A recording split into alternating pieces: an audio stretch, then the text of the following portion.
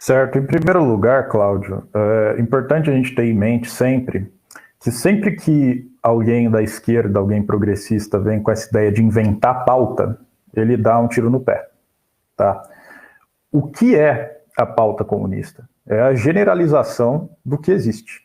Então a gente pega o que existe, que está com as massas, transforma com a ciência e devolve para as massas para elas transformarem em ação.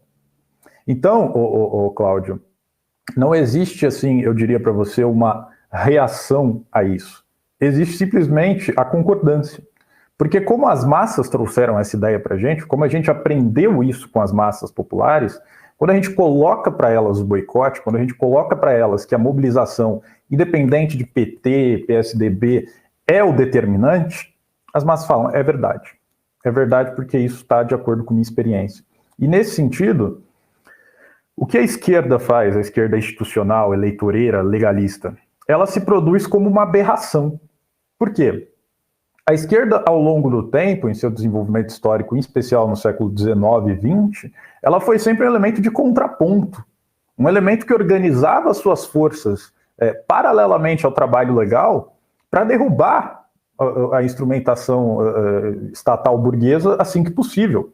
Isso é, diante de uma grande crise, né? Hoje a esquerda não faz isso. E não só não faz isso, como com esse discurso de peraí, mas tem um menos pior, peraí, a gente tem que barrar o fascismo nas urnas, eles reforçam o velho Estado. Eles reforçam que esse Estado que eles deveriam derrubar é uma alternativa viável. E depois eles reclamam que as massas populares olham para um cara que se diz antissistema e falam, eu vou confiar nele. É claro que vai confiar nele.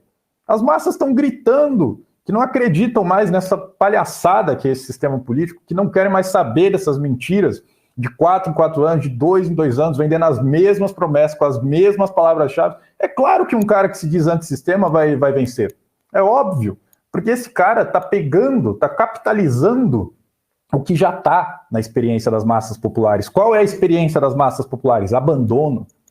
Abandono. As massas populares se associam nas igrejas, as massas populares se associam nas suas formas de luta elementares, porque se elas não fizerem isso, elas morrem. Né? E aí me vem um cara com esse papo de que o tal santo fulano em 2022 vai salvar alguém, pelo amor de Deus. Quem vai salvar o povo é o próprio povo. Então não existe, Cláudio, reforçando, uma questão de reação da massa ao que a gente está colocando. A gente está simplesmente falando que todo mundo já sabe. Então não tem muito o que concordar ou discordar. É verdade, próximo assunto. Né?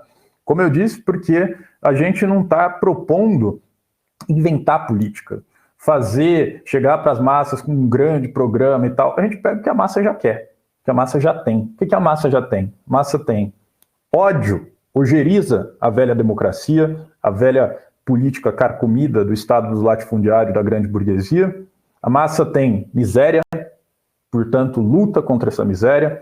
A massa tem fome pelo desenvolvimento de seus filhos, de seus queridos, de seus amados. Né? Então, a massa quer que o filho estude, a massa quer que aquela pessoa que está em casa tenha um emprego, tenha dignidade, tenha um teto. Né? E a massa não quer mais saber de mentira, não quer mais saber daquele engravatado falando de tripé macroeconômico. Né? Então, para a gente não existe esse ponto de inflexão. Para a gente, simplesmente, é um ponto comum. É como dizer que hoje está frio em São Paulo. Está frio em São Paulo, tá? Próximo assunto. Né? Basicamente isso. Não, que bacana. Eu falo